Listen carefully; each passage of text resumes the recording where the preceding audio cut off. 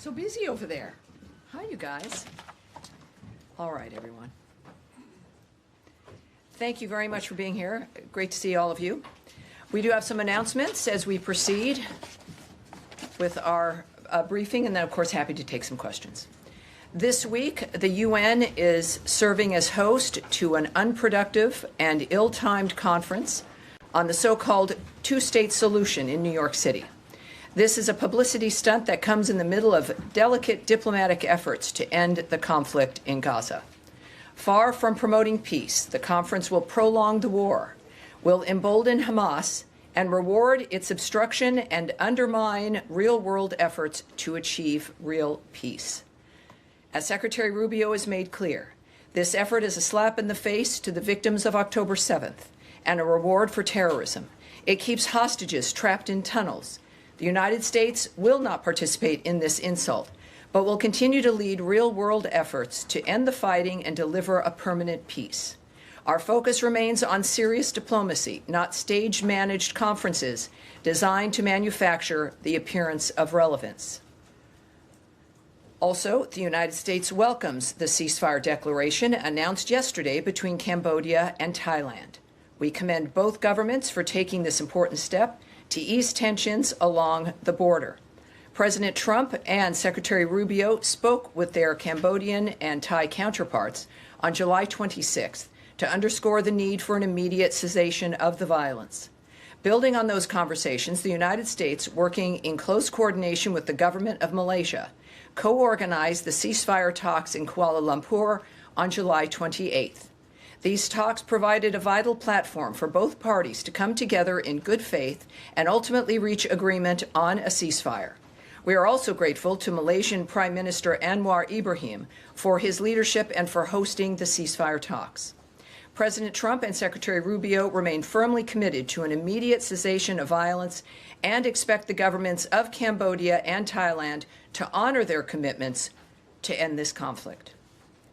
Further, in the aftermath of the recent typhoon and tropical storm that have devastated the Philippines, the United States remains committed to supporting the Philippine government in assessing the needs and providing critical assistance.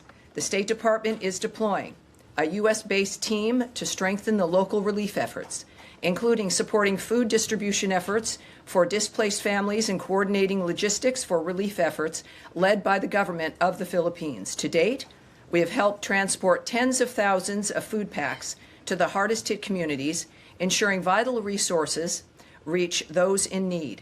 This collaboration underscores the enduring partnership and strong ties between the United States and the Philippines. Finally, in today's topper, yesterday, President Trump announced a trade deal with the European Union, fundamentally rebalancing the economic relationship between the world's two largest economies. This deal marks a generational modernization of the transatlantic alliance and will provide Americans with unprecedented levels of market access to the European Union. The deal bolsters America's economy and manufacturing capabilities. The EU will purchase $750 billion, with a B, my favorite, of U.S. energy and make new investments of $600 billion in the United States, all by 2028. Through decisive leadership and an unyielding commitment to American workers, President Trump has delivered yet another agreement that positions the United States as the world's preeminent destination for investment, innovation, and advanced manufacturing. Since day one, President Trump challenged the assumption that American workers and businesses must tolerate unfair trade practices that have disadvantaged them for decades and contributed to our historic trade deficit. Yesterday's announcement opens up historic market access to the second largest economy in the world, reestablishing the strong, positive, long-term relationship between the United States and its key ally, the European Union. And before we begin, and I'll take your questions, we've switched things up a little bit here in the front row. I'm looking at some new faces, while all the faces that you guys recognize at home, watching the briefings for these last 6 months, recognize. I have to say that the bullpen members and the individuals that you see on camera have their own fan bases, if you will. So people are excited, of course, each day to see the exchanges, and I appreciate that.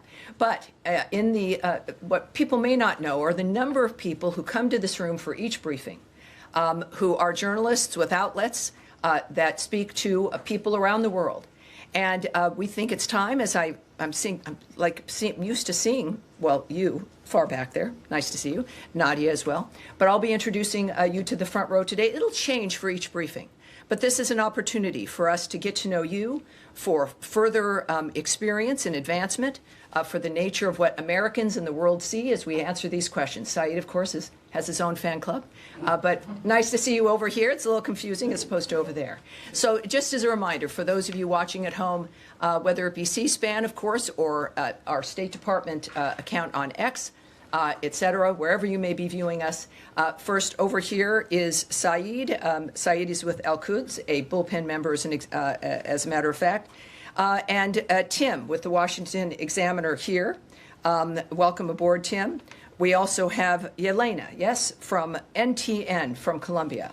Vaughn is here with Washington Times. And Danielle, as we noted, and Nadia, who you've also gotten to know here at our briefing. So welcome to the front row. Again, it will change for each briefing. I don't know what Tommy has in mind for Thursday. He'll be briefing on Thursday as usual. But let us begin with your questions. I'll start with the front row. Yes, sir. Vaughn. President Trump and Israeli Prime Minister Benjamin Netanyahu have issued seemingly contradictory statements on the humanitarian crisis in Gaza.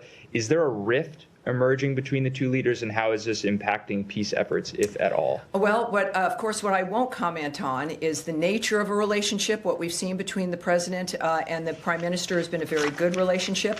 Certainly, this is a fluid, dynamic situation. That's an understatement when it comes to what's happening in Gaza, especially with the new efforts regarding the humanitarian assistance.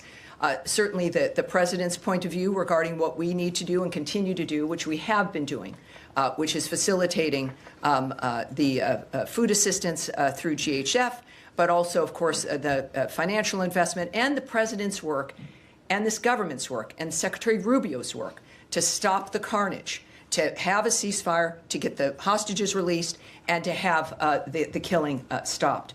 I think that when we look at the nature of remarks by the president, there's one thing that's clear. That everyone can agree on is that it is his humanitarian nature to focus on diplomatic solutions, but he is a realist and he'll go and do what he needs to realize what his goals are, which is peace and a ceasefire. And also, I think the recognition that no one has denied, we have not denied it in this room, that the humanitarian assistance to this point has not been enough. My argument is that it would never be enough in that obscene, unnatural environment. And so we're proceeding in that regard, and of course, with President Trump's leadership, as he noted yesterday, to do even more to assist when it comes to food and other aid. So that's, I think, without getting ahead of the president, as we'll learn more about what his plans are coming up. We know the secretary, of course, has led the way in this regard as well. But the focus remains certainly the humanitarian aid, and our focus remains also on a ceasefire and ending that carnage. Yes. Yeah, thank you, Tommy. I like this disposition. It's really nice. Don't get used to it. Okay. All right. I have two questions, if you don't mind. The first one is about the United Nations conference that is taking place in New York. You just read the statement. We heard the president. We all agree that Hamas attacked Israel October 7th. But there were like 193 nations attending. So my question, led by the French and the Saudis, that struck a deal also with the United States in a couple of months ago. So we understand there's going to be, hopefully, the president is only 6 months in his mandate with the secretary, and they're fighting for a peace deal. But the question is how the State Department envision the future for the Palestinian and the Palestinian state. Yes. Is there going to be a Palestinian state, or the pushing for one state first of all, solution? the president has noted, as has Secretary Rubio, that at least they are envisioning a future, which is not something that most people can say. All of their work has led to getting to a point where we can discuss and envision that future and then act on that. regardless of the conflict that has been worked on, whether it's Russia, Ukraine, the Gaza Strip, or anywhere else, you can't really begin to contemplate what's next until people stop killing each other. We are still at that point. We have not, because of Hamas's recalcitrance and refusal to lay down its arms, refusal to release the hostages, we're not at a point where we're looking at, what is next. We know things will have to be rebuilt. The president has made remarks in that regard. But from the beginning, calling for new ideas and a new way forward so that it's not just a repeat of what we've experienced for generations now. And if I can do a follow-up about the Gaza Humanitarian Foundation.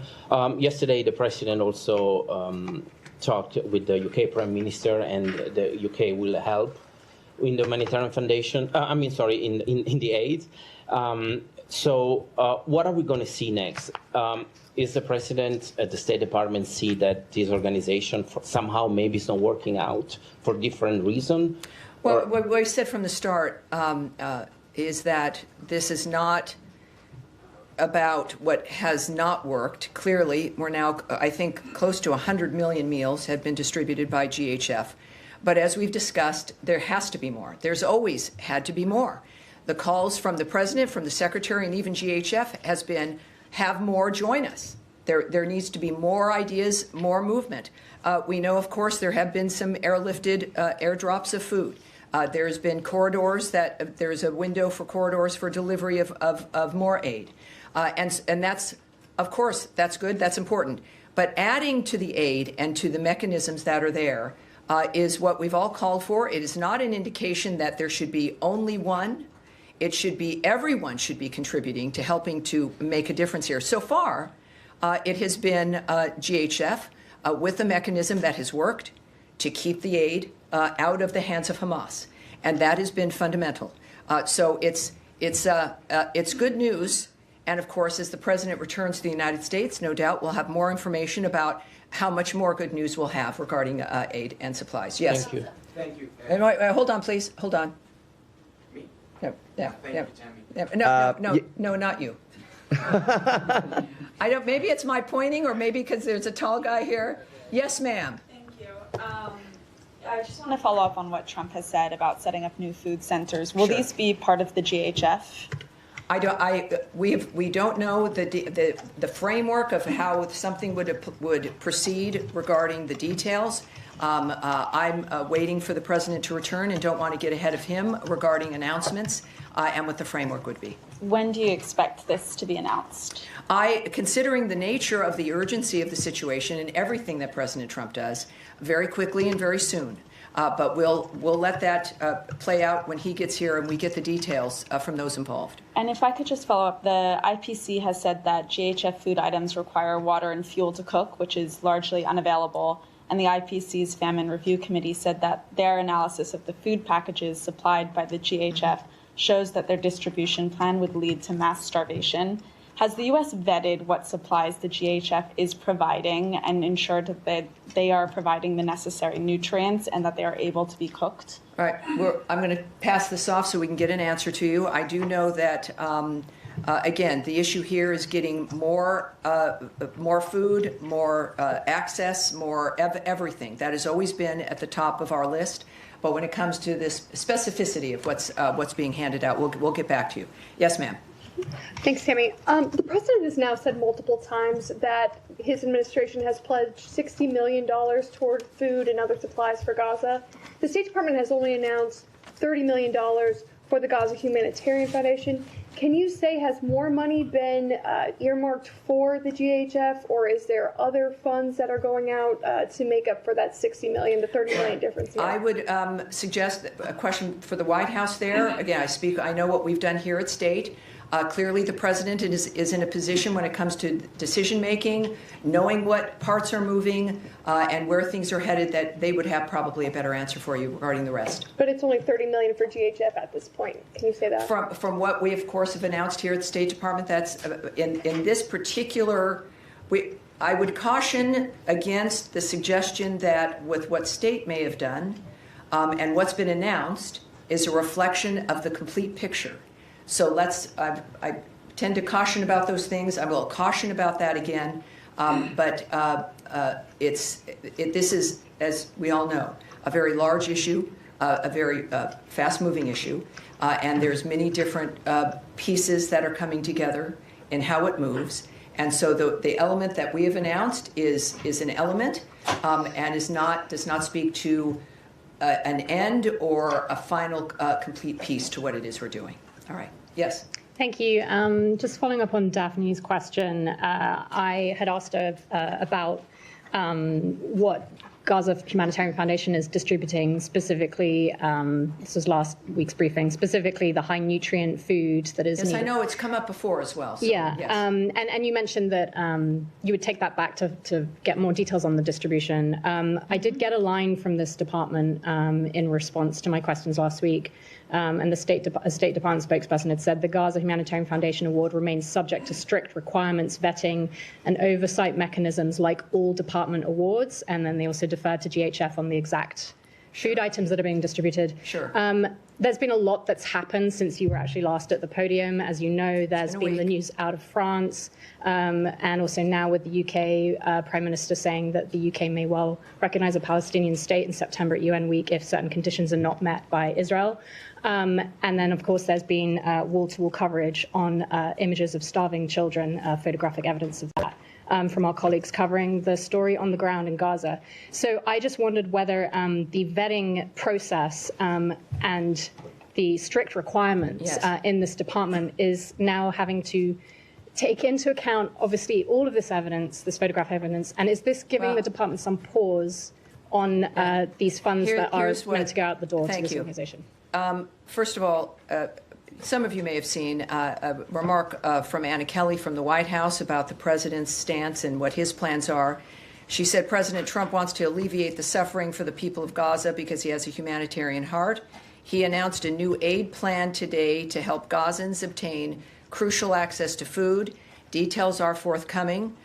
What I will note about what's happening on the ground, of course, is what our focus is on, which is getting more aid in, which is getting a ceasefire, which has not been accomplished because Hamas refuses to do so.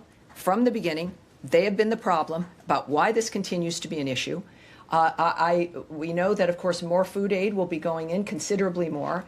And for those, as we care about the nature of nutrition and the value of that, we'll have those details for you. And GHF can be reached. Many of you have reached out to them to ask them for those details. We at the State Department, the Secretary and the President of the United States are focusing on saving lives, dealing with individuals who can stop what they're doing to create peace. And of course, as you know, the President has been frustrated on a couple of fronts regarding the killing of civilians, the using of civilians, the nature of what's happening at too many conflicts around the world. And that's what he's focused on.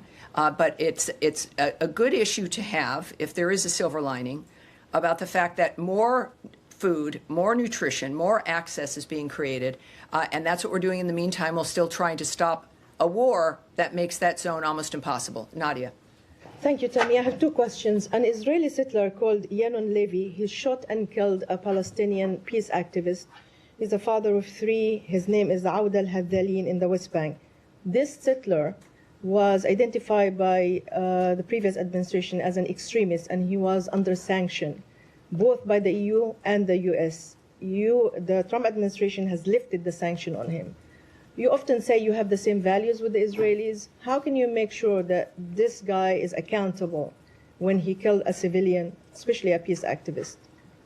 Well, of course, I think it needs to be said. It shouldn't have to be said, but we decry the loss of life everywhere. That has been the hallmark of the work that this administration is doing.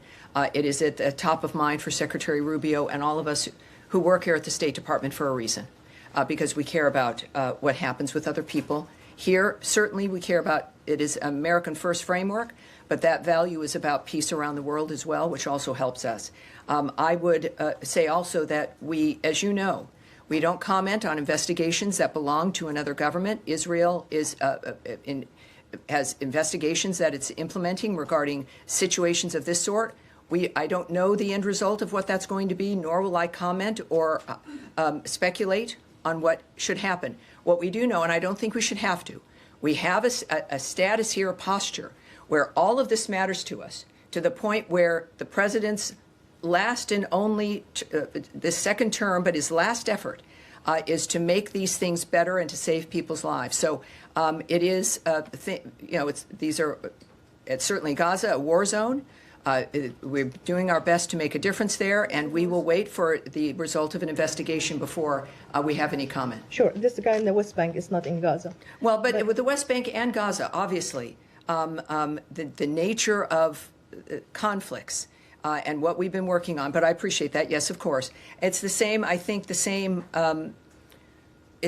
the same argument. We see this in the West Bank. We know when there's violence in general. We saw something unfold in New York City as well with a shooting in New York City yesterday. These things touch all of us. With the hero there being a Bangladeshi immigrant, a cop for 3 years, dies defending New Yorkers.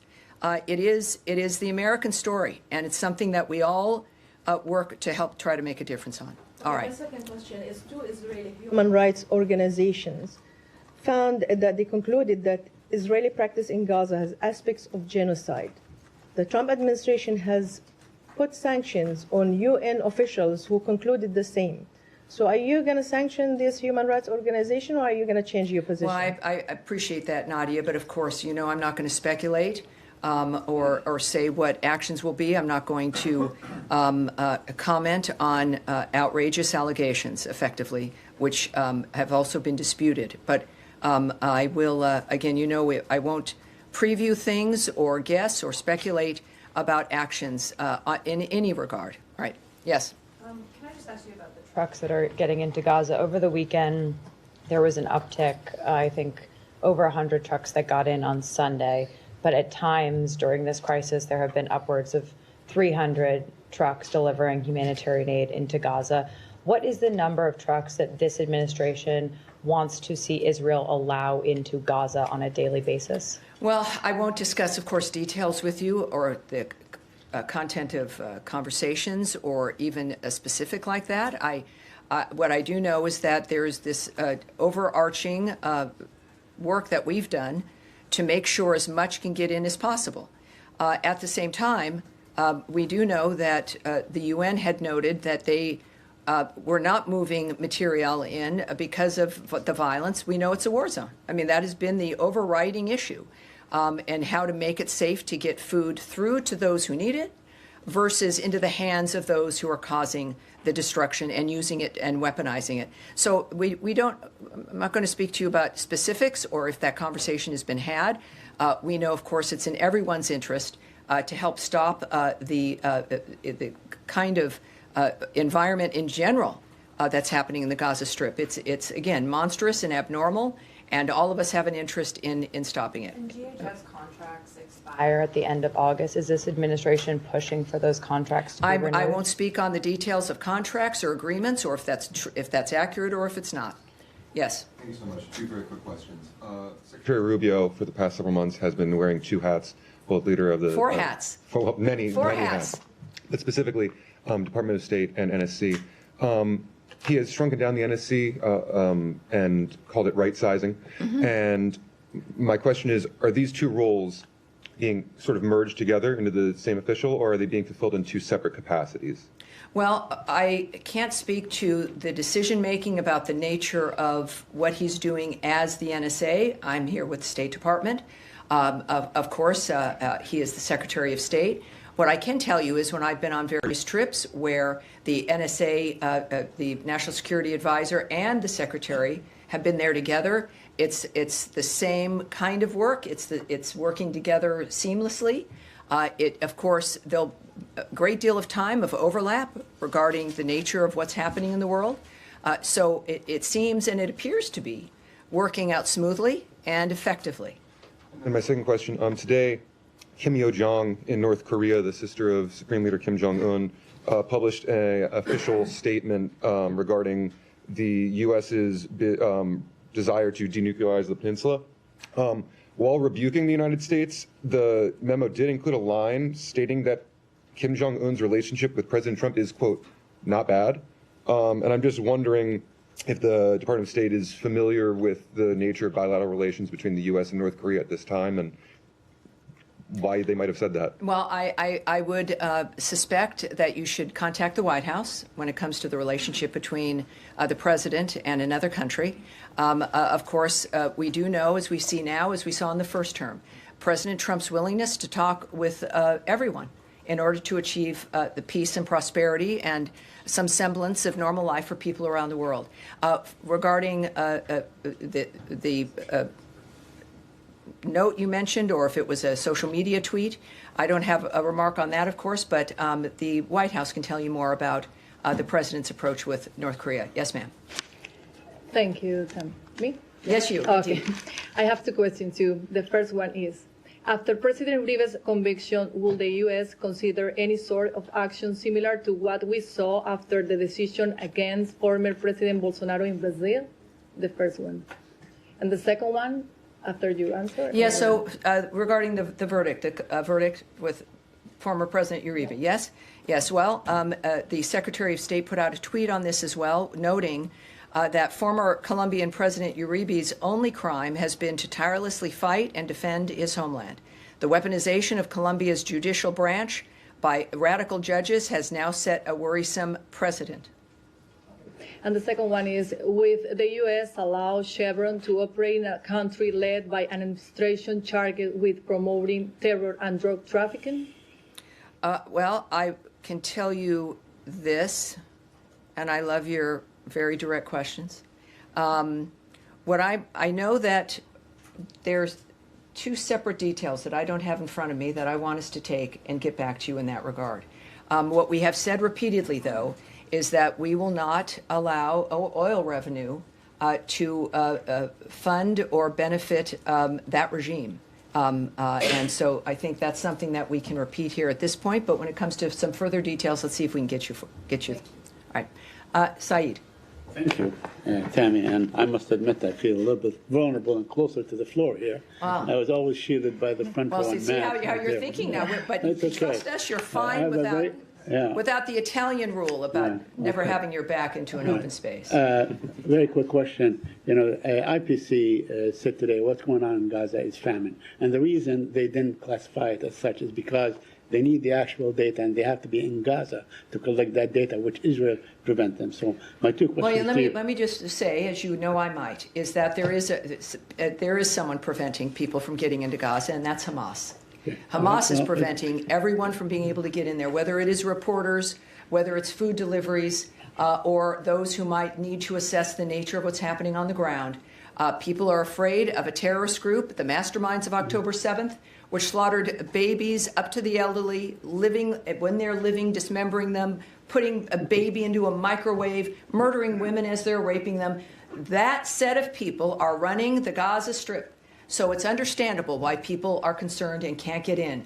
It is not the Israelis who have been defending themselves in this framework and who are ready to sign a ceasefire deal and have been ready for weeks to do so. Well, in fact, the Israelis are preventing everybody. They control the area, but that's another issue. My question to you: does this add the kind of urgency that would allow more trucks? To follow up on Kylie's point, more trucks, and to the level that it was before. It was something like 400, 500 trucks, especially during the ceasefire.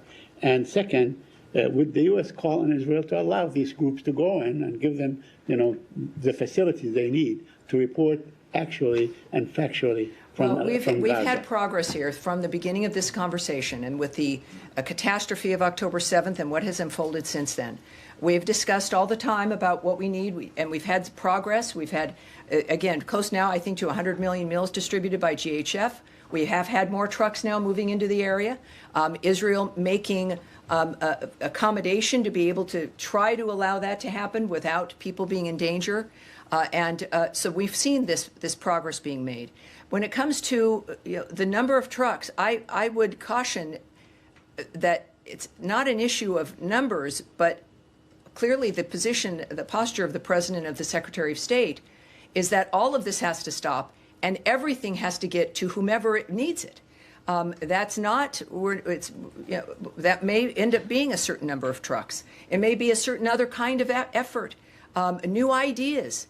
So it's not I would just ask that we focus on what we've been focusing on here, which is having this violence end so that we can do a wholesale reformation of that area, a stopping of the violence, and a wholesale view of that a future really can exist. Yes, ultimately, it's going to be the best scenario. Everyone can go into Gaza and help. The president clearly will have ideas. The partners in that area, whether it be Egypt or Qatar and others, Jordan with their airdrops, everyone has an interest in the resolution of this. And inevitably, of course, it'll result in everyone getting what they need. All right. Yes, Abby. What is the U.S. position on the UK saying they will recognize the Palestinian state before the UN this September? I know my colleague brought it up, but considering they're using it as leverage to try to stop some of the starvation that President Trump himself said he's concerned about taking place in Gaza? Well, I think President Rubio's statement and my statement that I issued regarding the conference, the two-state solution, the fact of the matter is his remarks also when President Macron of France also did something similar in this regard, that this is a slap in the face to the victims of October 7th, that it rewards Hamas, and it harms the ability to stop this framework from, it allows it to continue. It gives one group hope, and that's Hamas. It is a rewarding of that kind of behavior, that if you wait long enough, if you don't cooperate, if in any other normal environment where someone was so utterly defeated, they would surrender. In this case, that just does not occur. And part of it is because of perhaps the hope that they receive on how long the suffering lasts, how much that pushes the world to acquiesce to their arguments. And that is, there's one group that benefits from the images and the reality of the horribleness, and that's Hamas. And so there's a reason why they don't cooperate and stop. And this adds one more thing onto it that adds into their apparent posture that this is a winning thing to do. Clearly, we are of the opposite mind, and that I think we can say in general about that issue. Right.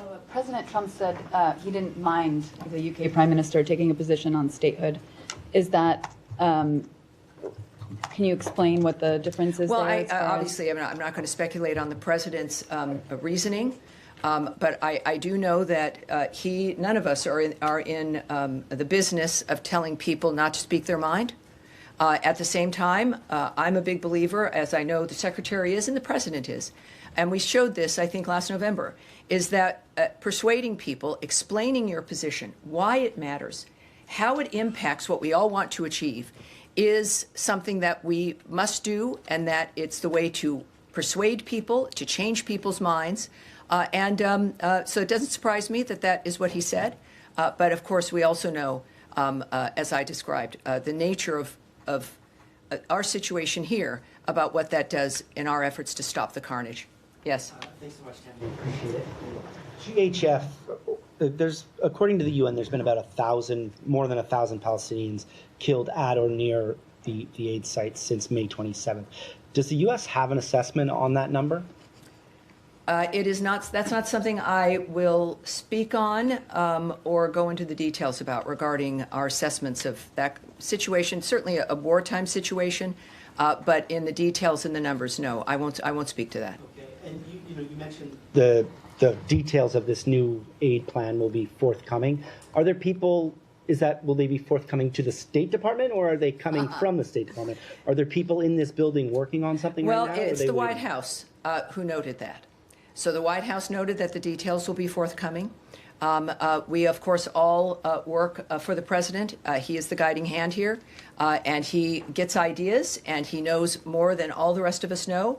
So we are excited about his commitment, the fact that he and Mrs. Trump are humanitarians and are working first to make America first so that Americans' lives can be predictable and strong, and we have a future we can look forward to, but also that obviously is translating around the world as well. Yes, sir. Thank you, Tammy.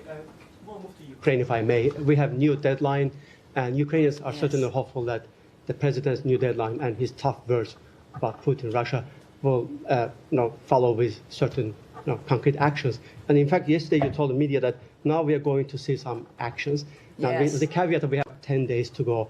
Can you give a sense of Oh, you might not even have 10 days. I would just suggest, even when he set that 50-day timeline for Russia, I think one of the things I've said is, that's, who knows when that could happen. He's had timelines before in which he acted very quickly.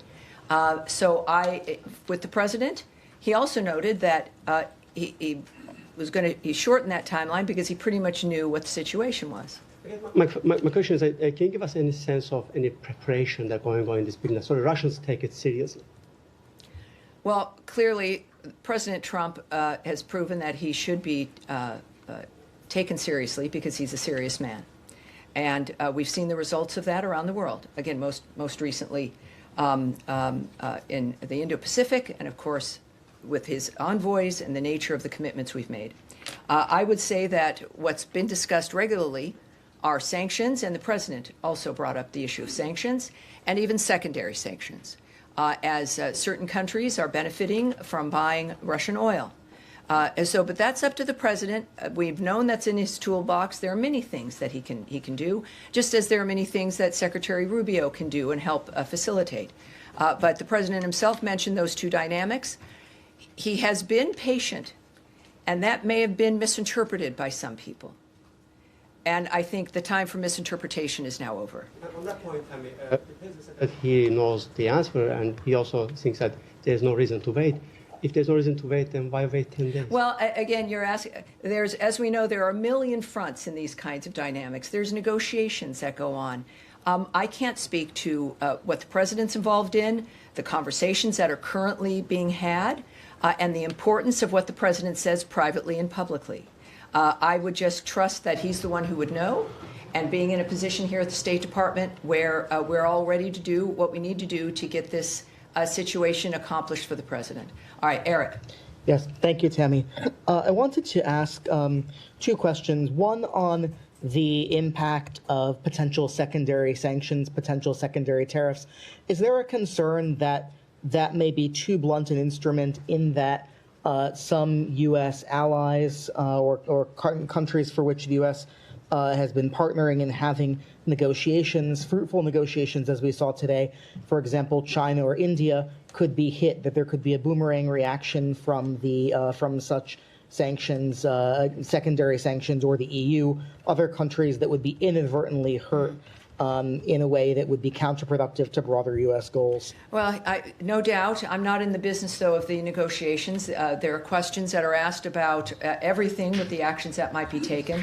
And I would presume, as we should, that all of the impact would be considered. Obviously, the president's first effort and first desire to solve problems is through diplomacy. For people who might be confused, I have a few comments that I can share with you from the president at first here. I'm disappointed in President Putin. I'm very disappointed in him. I'm going to reduce that 50 days that I gave him to a lesser number because I think I already know the answer. What's going to happen? He also said, yes, I'm going to make a new deadline of about 10 to 12 days from today. I think that was yesterday. There's no reason in waiting. I want to be generous, but we just don't see any progress being made. He said 10 to 12 days. I'll announce it probably tonight or tomorrow. But there's no reason to wait. If you know what the answer is going to be, why wait? And it would be sanctions and maybe tariffs, secondary tariffs. And he says, we are going to do secondary sanctions unless we make a deal. Based on common sense, you would think he'd want to make a deal. We'll find out. The president is not someone who is making a decision on the fly. This has clearly been consideration from the beginning. And we're prepared to do what's necessary. Thank you, Tammy. Following up on my colleague's question about Colombia, we know that we have a president and a secretary of state who take a great interest in what happens in the Western Hemisphere and pay a lot of attention. We've seen the president's attack and criticism of the Brazilian judiciary, but I'm wondering what makes a judicial process a radical process or radicalized by judges or otherwise inappropriate. I mean, is it determined by by who ultimately is convicted or charged, or what's the context or the judgment, the qualitative judgment as to what makes a politicized judicial process for this administration? Well, the secretary, like the president's, a very talkative young man, and he's very clear about what interests him and why it matters. On virtually every issue, he does long-form interviews. He's got his Twitter that he participates personally in, statements, op-eds, all of which he's personally involved in, and expresses the nature of how he's making his decisions and why. So I will let his work speak for itself, including, again, current comments and no doubt more comments and explanations, if you will, or opinion pieces to help explain why these things matter, why corruption matters, how it might look whatever country you live in, and why it's important to stand up against it. All right. Yes, sir. Yes, hi. Thanks. A lot of my colleagues have asked a lot of the questions I had, so I'm going to totally change subjects, well, if I may. All right.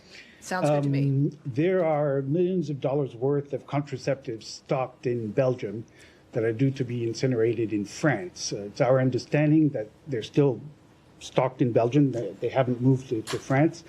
Could you give us an update as to where that stands?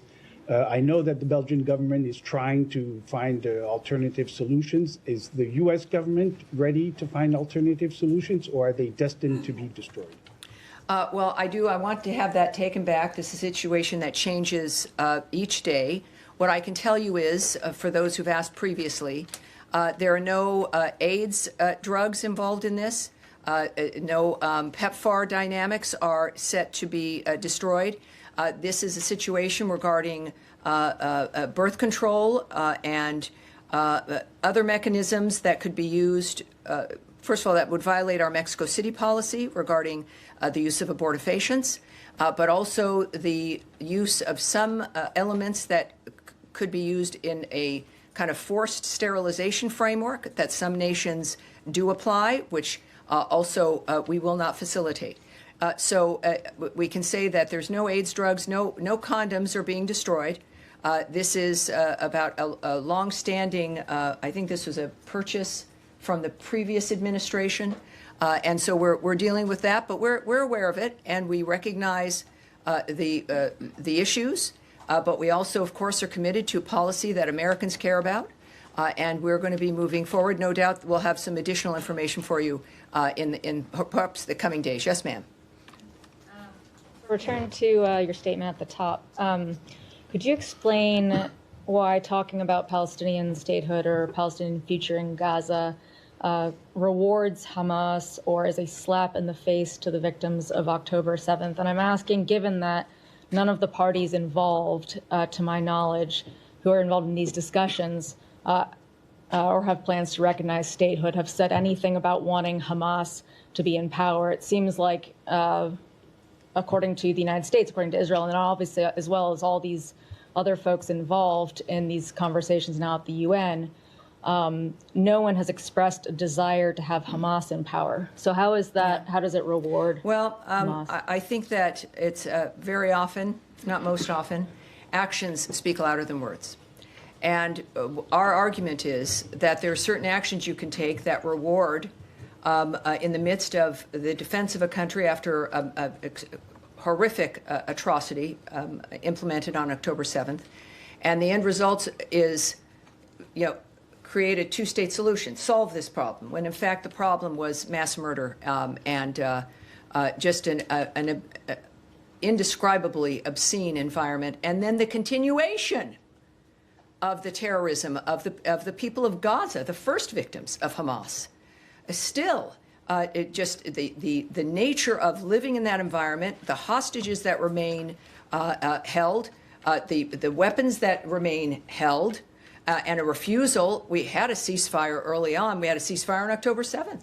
We had a ceasefire early on. They broke that. And there is a point where you don't find ways to placate or reward the people that have done such horrible things to humanity. The actions of what is being suggested, and I think we've made clear here, do just that. And it is, I think everyone deserves better. Certainly first the Gazan people, but certainly the world itself. Can I follow All right, now we're going to continue. Yes, sir, in the green shirt? It has been reported that Taiwanese President Lai's trip to his Central and South American allies with transit in the U.S. has been postponed. Could you elaborate on this, or did the Washington or the State Department play a part in this delay? Well, I do have something I can tell you about this. Taiwan has not announced any travel plans for President Lai.